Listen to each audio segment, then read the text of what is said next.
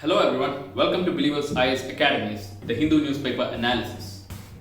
So the first article that we have taken from the first page of the Hindu newspaper is that the PM backs delimitation exercise, grassroots democracy in Jammu and Kashmir.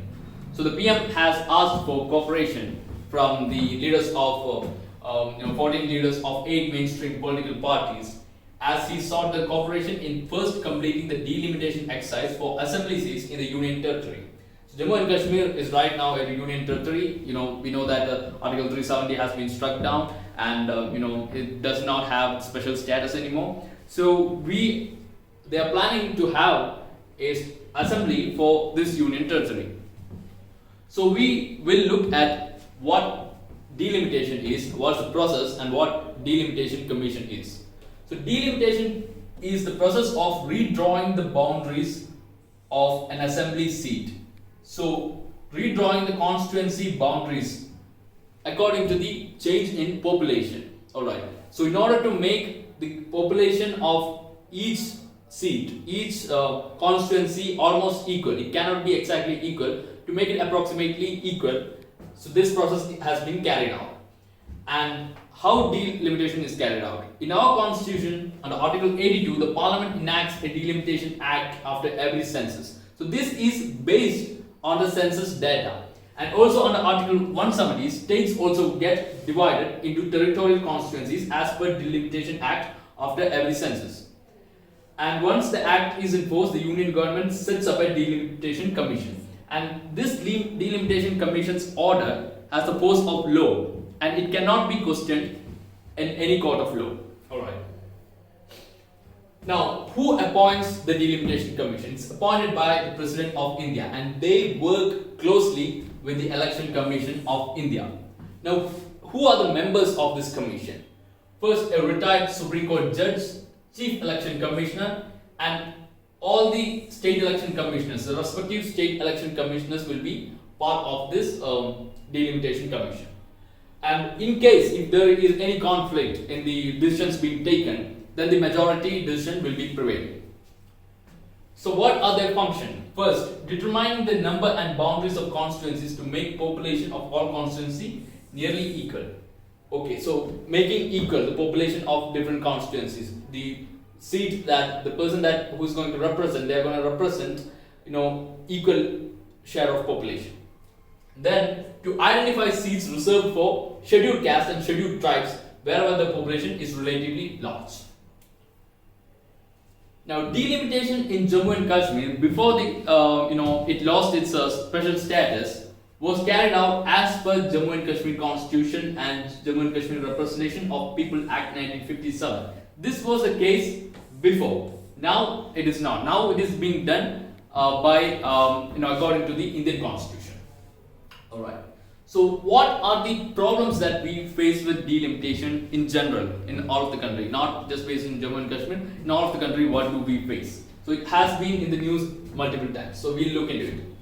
So, states that take little interest in population control could end up with a greater number of seats in parliament. The southern states that promoted family planning face the possibility of having the seats reduced. So, in India, what happened was,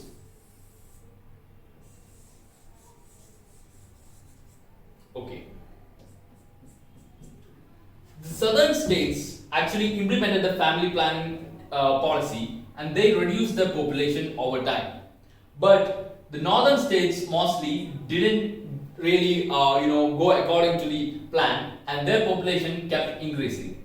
So what happened is that one part of the country had more population and another part didn't have that much of population. So when we are saying making redrawing the constituency boundaries according to the population is very much difficult at that time. So the interest of the northern states will be more, because more representatives will come from the northern states, and less will be from the southern states, right? So the interest of northern states will, the northern population will prevail. So in order to prevent that, because we have followed the government policy and stayed with that we promoted family planning, the southern states are being at a disadvantage. So in order to prevent that, what have been done is that the number of Lok Sabha states and state assembly seats remained frozen on the base of the 1971 census. So delimitation is supposed to be done according to the the previous census data, but it just got stopped at 1971 census. So this is done in order to prevent that. And the population, it has increased, like the population according to the last census preceding the freeze was 50 crore, which in 50 years has grown to 130 crore. So we are still following that. And also the constitution has also capped the number of Lok Sabha and the Rajya Sabha seats to the maximum of 550 and 250 respectively. So the seats also cannot be changed. The 84th Amendment of the Constitution in 2002 had put a freeze on the delimitation of Lok Sabha and state assembly constituencies till the first census after 2026. So that will be 2031. So until that, it is frozen. So that's all about delimitation commission. So the next article is that it's from editorial section. The rural economy can jumpstart a revival. So this will be connecting to GS3 economy and also government intervention, GS2 government intervention and policy implementation. Now, what does the author say in this article? So he is talking about the COVID-induced economical impact, the setback that we are facing at the economical front due to COVID. But he mentions that it is not just because of the second wave or the corona that our GDP is declining. 3 years of sharp decline in GDP was there even before the pandemic.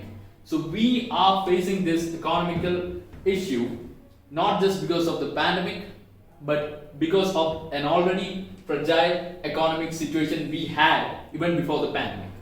So what he mentions is that growth had already decelerated to 4% in 2019-20. So that is less than half from what we had in 2016-17. And we have already lost jobs and incomes. We are not generating enough jobs according to the demand of our population, and incomes are also coming down. So we are not having a good standard of life. And the sharp decline in GDP was partly a result of trend in slowdown economic activity since 2016-17. So that's what he says in the first part of the article. And then, when the second wave struck, what happened? We had a less than adequate response from the government in increasing fiscal support to revive demand in the economy. Grand announcement remained largely on the monetary side, that enough attention, even enough fiscal support was not given to small and medium enterprises. It was not given to unorganized sector.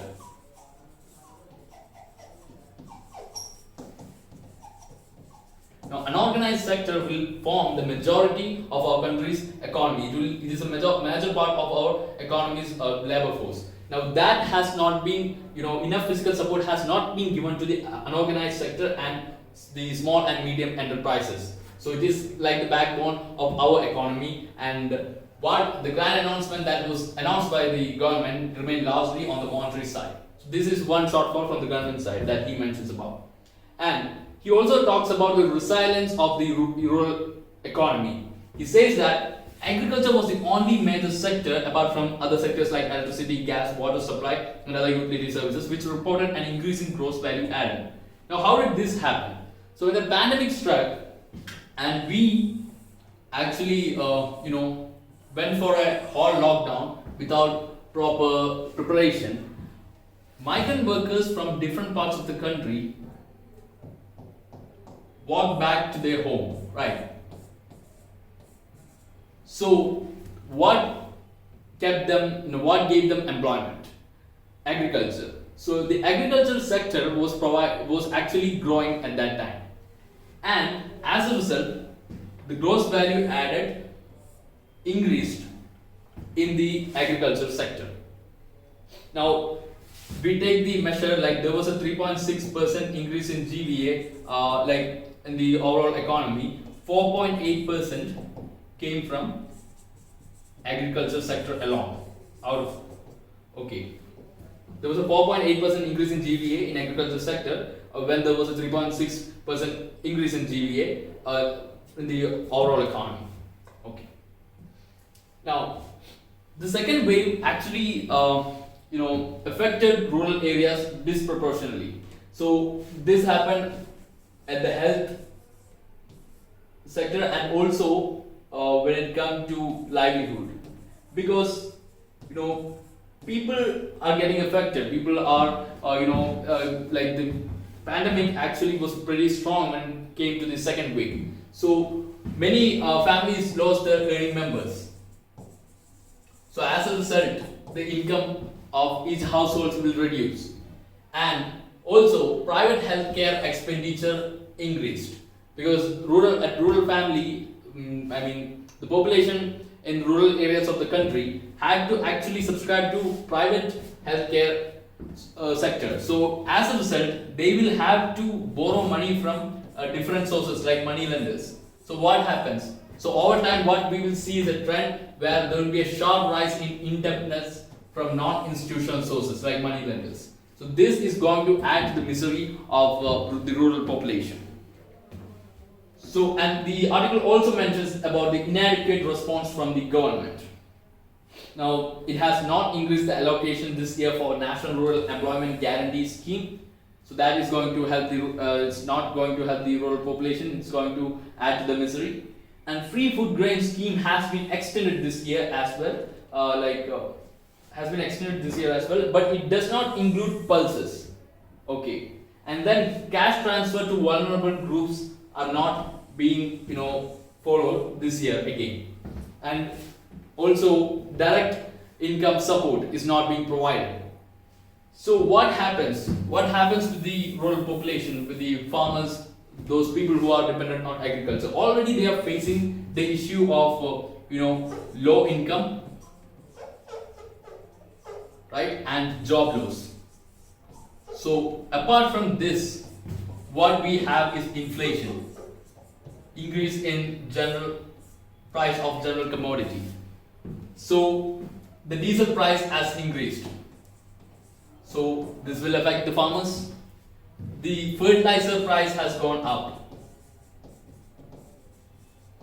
This is going to adversely affect the farmers, right? And apart from this, if you are considering non-farm rural population, again raw materials prices has gone up.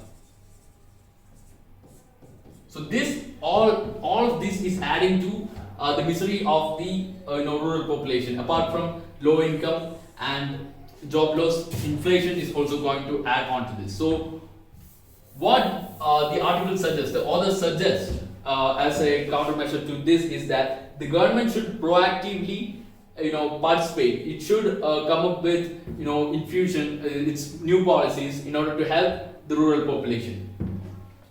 So what it should do? It should vaccinate the population, rural population first, so that we can prevent a humanitarian crisis, and it should also have a proper physical support. It should give to the rural population. How? It should give direct income support, and apart from this, there should be proper kind of incentives, right, and subsidies in order to cut down on the prices of raw materials and other essential commodities. This should be done so that we can not just revive our economy, but we should also be preventing a humanitarian crisis. That's all what this article talks about. So next article is about it will come under GS2 International Relations. It's about staging a comeback, re-energizing India's African policy. So New Delhi needs to make a new commitment, developing and deepening links in health, space and digital technologies. So the article says that the India-Africa trade is on a decline. So India's export was actually 27.7 billion. It is right now 27.7 billion, and imports from Africa is 28.2 billion. So what we have seen is a reduction of 25% when it comes to import from Africa, and a decrease of 4% when it comes to India's exports. So the bilateral trade between India and Africa stood at $55.9 billion and in 2020-21, and it fell from it fell 10.8 billion compared to 2019 to 2020. So we had 10.8 billion more of bilateral trade before during the time of 2019-20. Right now what we have is a reduction of 10.8 billion. And also investment in Africa has reduced. It was 3.2 billion investment that we were making before, but right now it stood at 2.9 billion dollars.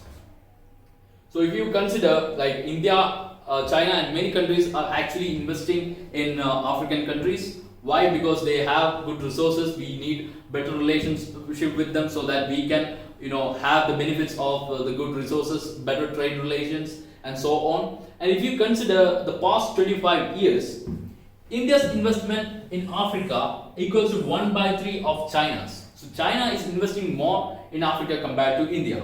So we are actually having a competition there. We'll look at different countries with which India has trade. So India's top 5 markets in Africa is South Africa, Nigeria, Egypt, Kenya and Togo. So it's important that you identify these countries in the map. So South Africa would come over here, and then Nigeria is over here, and Egypt, Kenya and Togo. Togo is a small country in this side. It's near Ghana and right next to Nigeria. Alright. And the countries from which India imports the most. India is importing the most from South Africa, Nigeria, Egypt, Angola and Guinea. So Angola will be here, north to Namibia and south to Republic of Congo. And Guinea will be here on the western side, right? Okay. It's spelled as Guinea. Now, India's top 3 exports to Africa. What are the items that we are exporting? Mineral, fuels and oils, processed petroleum products, pharmaceutical products and vehicles. These are the 3 exports, India's top 3 exports. And then India's top 2 imports from Africa are mineral, fuels and oils, pearls and precious or semi-precious stones. So these are the top 2 imports from Africa. Now what has, the article also mentioned about the situation in Africa. So due to COVID, what kind of situation they are facing.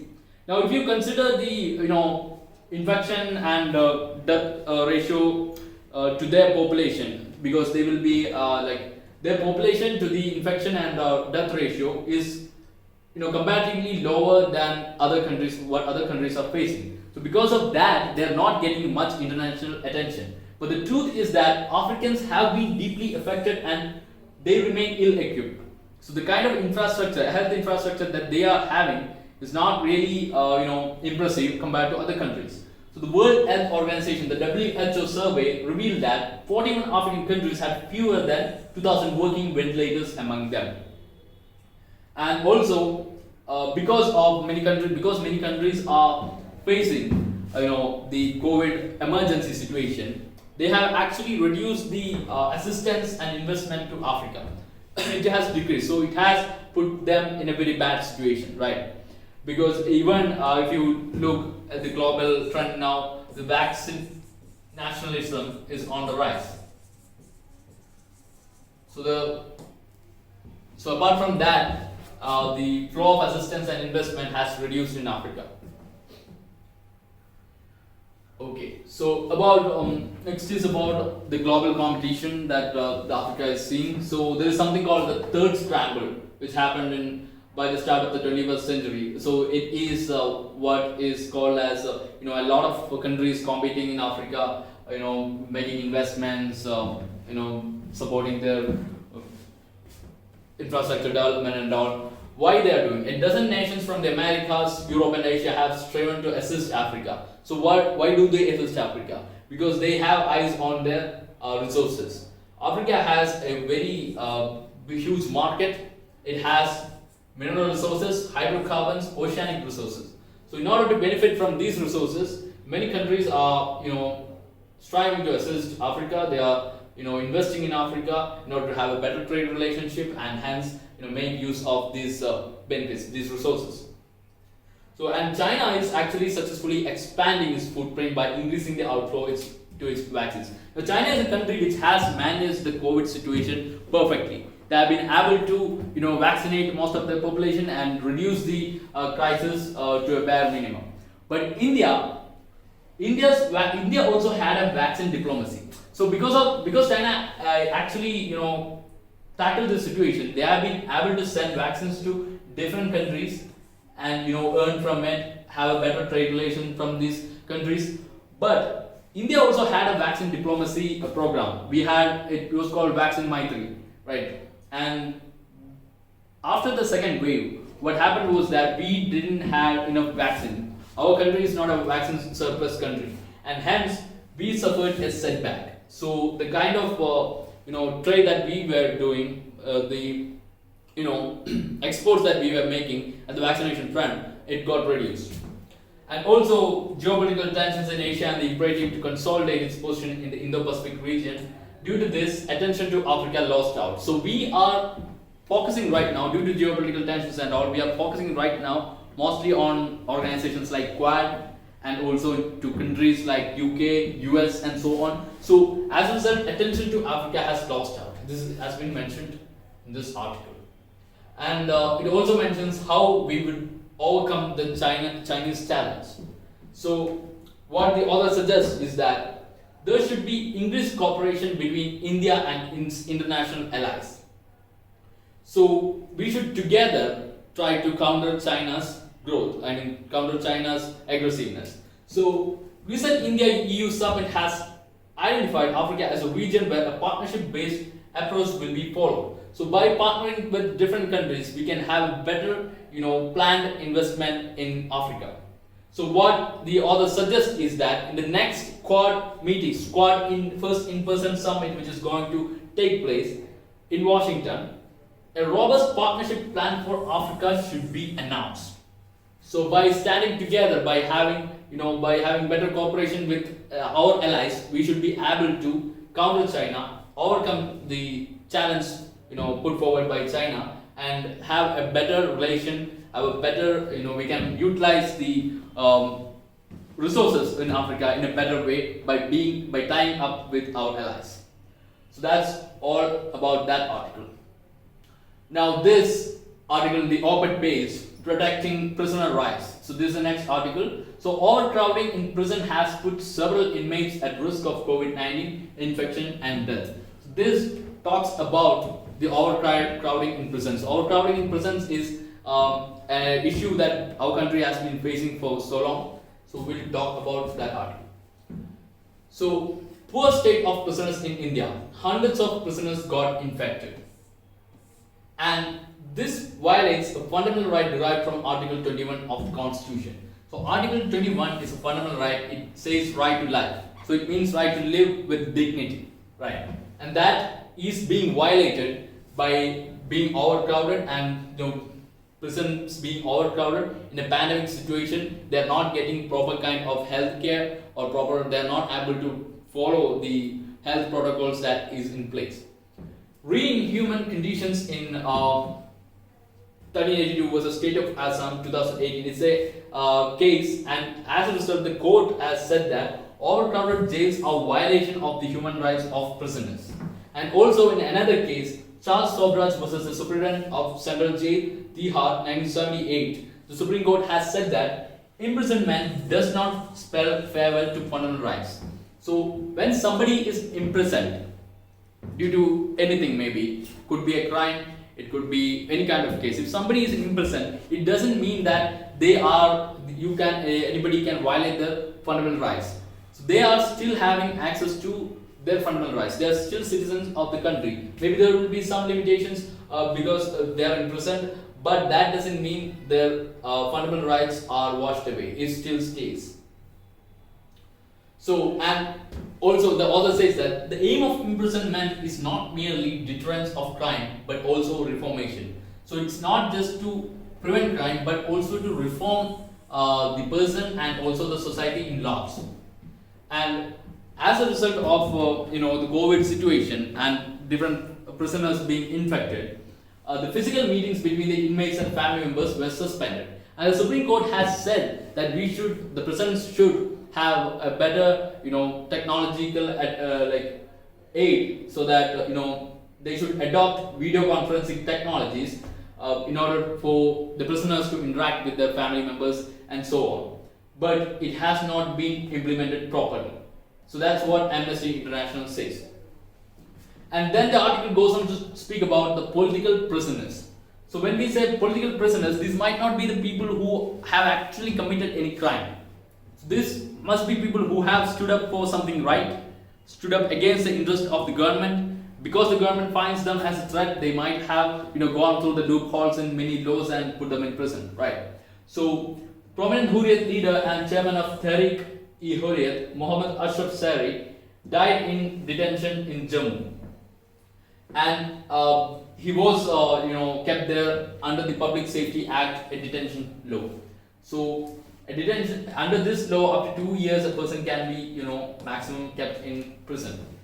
And also this exposes the prison, the pathetic situation of prisons in Jammu and Kashmir, and also at the same time exposes the condition of political prisoners who often anguish in jail for years and are rarely convicted. Yes, mark this word, rarely convicted. So most political prisoners might not be really at fault. And also similarly, several Kashmiris has been kept in preventive detention in jail in Uttar Pradesh, Delhi and other parts of India. And a number of them are also under trials. So people who are under trials are being kept in prison. Actually, this is against the International Convention of Civil and Political Rights, and also it is against our own legal system, because state is bound to provide legal assistance to prisoners to ensure the safe and timely release and safeguard the rights to a fair and speedy trial. So this has been mentioned by the court in Husainara Khatun versus Home Secretary State of Bihar in 1979. So it is also against the Article 14, Clause 3, Subclause C of the International Convention on Civil and Political Rights. So an accused has a right to be tried without undue delay. So many in the prisons are people who are under trials. And the Supreme Court has also directed the states to examine releasing inmates convicted for facing trial on non-serious charges from jails, either on regular bail or on parole. So those people who have not committed serious crimes, so they should be let out on parole or on bail, so that we can handle this situation for now.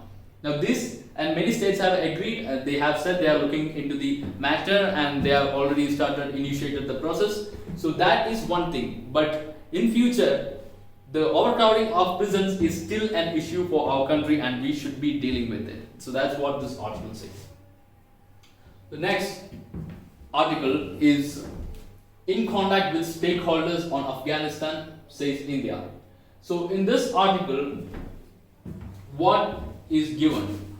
So the spokesperson of Ministry of External Affairs have mentioned in the Shanghai Cooperation Organization meeting held, he has mentioned that India supports all peace initiatives and has a long-term commitment towards development and reconstruction of Afghanistan.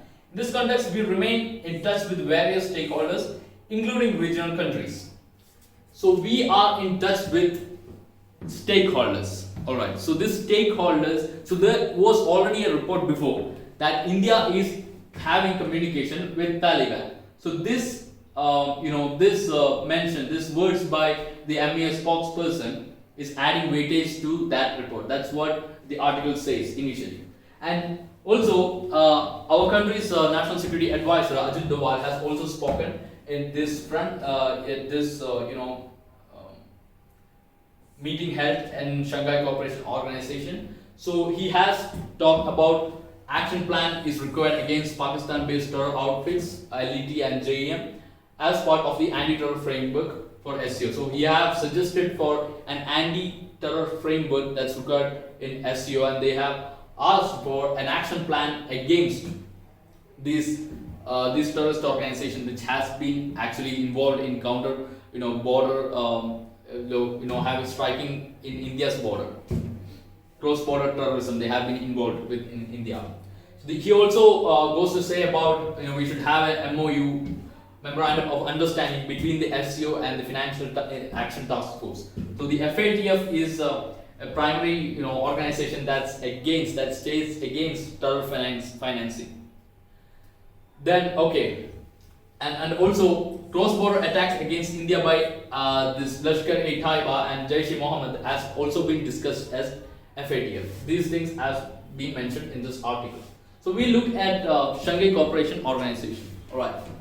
The Shanghai Cooperation Organization is a permanent intergovernmental international organization, and its objectives are to strengthen mutual trust and neighborliness among the member states. So when we say member states, it have 8 members: China, India, Kazakhstan, Kyrgyzstan, Russia, Pakistan, Tajikistan and Uzbekistan.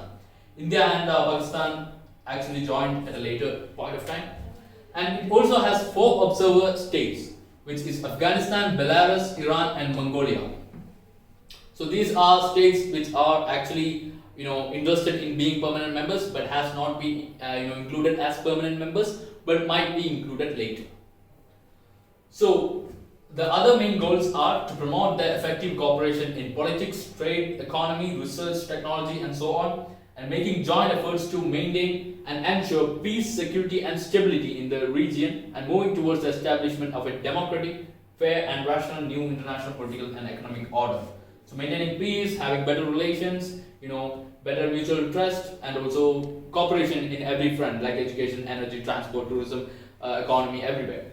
And the official language of SCO is Russian and Chinese, and secretariat is located in Beijing. Democratic, fair and rational. So the last article is Russia-UK spat over Black Sea incident. So Black Sea incident, what happened was that it is said that Russia actually fired a warning shot when it met with a UK warship. So what is important here, Black Sea has been mentioned, so we need to know where Black Sea is located. So which are the countries that's surrounding Black Sea? Turkey, Georgia, this cream color thing, I don't know, it's Russia. Okay, Russia, Ukraine, Romania and Bulgaria. So these are the countries that surrounds the Black Sea. So make sure whenever you see anything related to geography, like mentioning a sea or a country, something that's important, like for example the Caspian Sea, Black Sea, so look it up on the map. Go grab your atlas, look which are the surrounding countries, what if it's a waterway or it's like a strait, look which are the countries bordering it and mark it and keep it in your mind. Like in prelims, this kind of questions often appears. So that's all about it. For more such videos, do subscribe to our YouTube channel. You can join our Telegram channel where you will be getting constant updates. The same thing will be available in Facebook and Instagram if you're active in those social media. You can actually use social media as positively for when you're preparing for UPSC Civil Services examination. Don't stay away from it. And do visit our website believersias.com, where you will get to see all the kind of services that we provide, the courses that we provide, our results, everything. You can contact us, and anytime you can contact us for guidance, UPSC Civil Services examination guidance. Thanks for watching the video.